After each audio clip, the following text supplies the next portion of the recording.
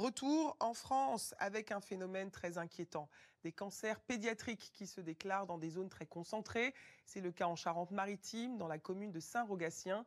Sur place, les habitants pointent la pollution environnementale comme responsable de la maladie de leur enfant. Reportage de Karim Chenini et Charlotte Dardelin. Là, c'est quand on était dans l'ambulance avant de monter dans l'hélicoptère. Du combat de sa fille contre la maladie, Nathalie a gardé toutes les photos. Elle avait des petites copines très très proches, elles sont venues la voir, même dans les derniers jours quand on était à la maison. Pauline avait 15 ans. Elle est partie le 3 décembre dernier, emportée par une leucémie. 20 mois de traitement lourd, dont 14 cures de chimiothérapie, 60 transfusions de sang. Jamais elle se plaignait, pourtant elle souffrait des fois, malgré les médicaments. Mais elle en avait tellement à prendre tous les jours. Et même les infirmières, les médecins me le disaient, même à la fin, ils me l'ont dit, qu'elle était très très forte. Pauline a grandi avec sa famille à Saint-Rogatien, commune de 2200 habitants. Comme elle, 4 autres enfants ont déclaré une leucémie dans cette zone entre 2014 et 2018. Un autre dans la commune voisine. Tous ces cancers, c'est pas dû au hasard, ça c'est juste pas possible de l'entendre. On veut plus l'entendre.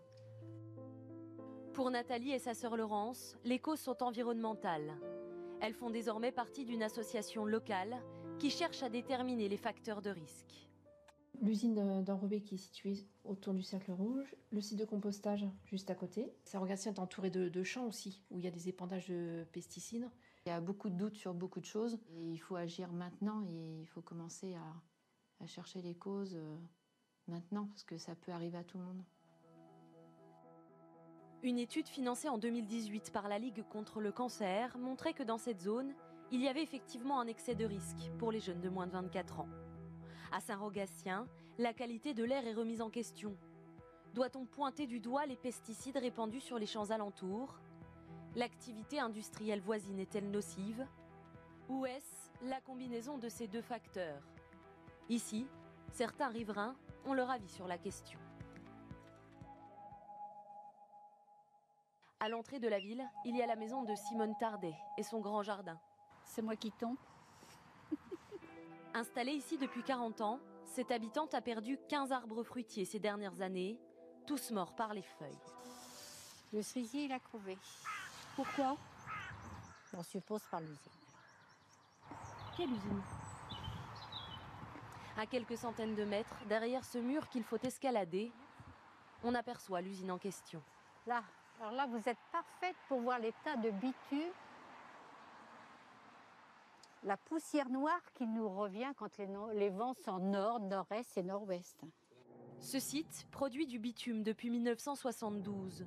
Pendant des années, Simone a dû composer avec les odeurs d'hydrocarbures.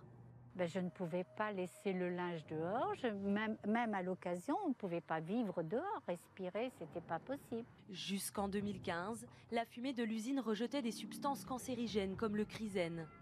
Depuis, sous la pression des riverains, elle a changé son processus de fabrication, mais les doutes persistent. Nous avons sollicité l'entreprise en question. Elle ne souhaite pas s'exprimer avant les résultats de nouvelles analyses. Aucune étude fiable de la qualité de l'air existe à ce jour. Alors certains habitants ont fini par déménager. Dans la commune de Puylleborough, à 10 km de Saint-Rogatien, Fabienne Pierre a démarré une nouvelle vie avec sa famille après 8 années passées près de l'usine. On avait des craintes, on vivait de plus en plus mal cette situation qui était oppressante pour nous. Cette mère de 2 enfants est aussi membre de l'association Avenir Santé Environnement. Aujourd'hui, une réunion va déterminer le financement et les conditions d'une nouvelle étude sur la qualité de l'air. Elle va permettre de diagnostiquer les éventuelles causes des cancers actuellement sur le secteur de Saint-Rogatien et Périgny. La réunion du jour est déterminante. Autour de la table, des élus, des scientifiques, mais pas de journalistes. À tout à l'heure. Notre présence n'est pas souhaitée pendant la séance. 2 heures plus tard, à la sortie, Satisfaite? Oui, plutôt. Ce calendrier nous annonce que la perspective serait une restitution au printemps 2021. les délais sont longs, mais nécessaires pour une étude approfondie. Nathalie, la maman de Pauline, a souhaité venir à la fin de la réunion et montrer sa détermination aux élus. Ça fait chaud au cœur qu'il y ait une prise de conscience. Oui, bien sûr. Bien sûr. De vous tous. On fait le maximum sur ces questions. En France, il y a d'autres clusters, c'est-à-dire des zones de concentration importantes de cancers pédiatriques. À ce jour, il n'y a aucune explication rationnelle.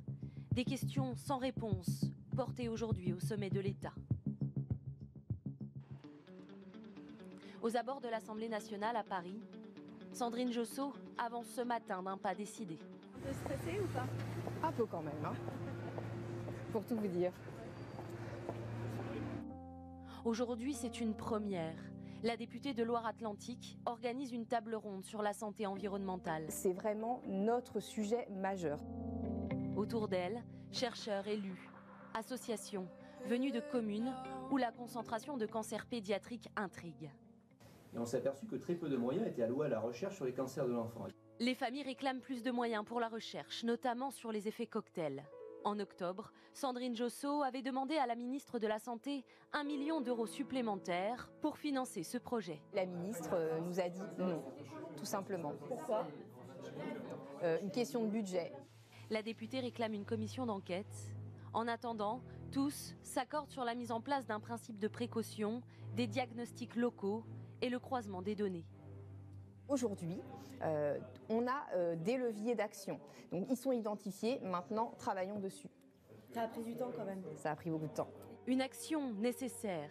Chaque année, les cancers pédiatriques toucheraient en moyenne 2200 nouveaux enfants.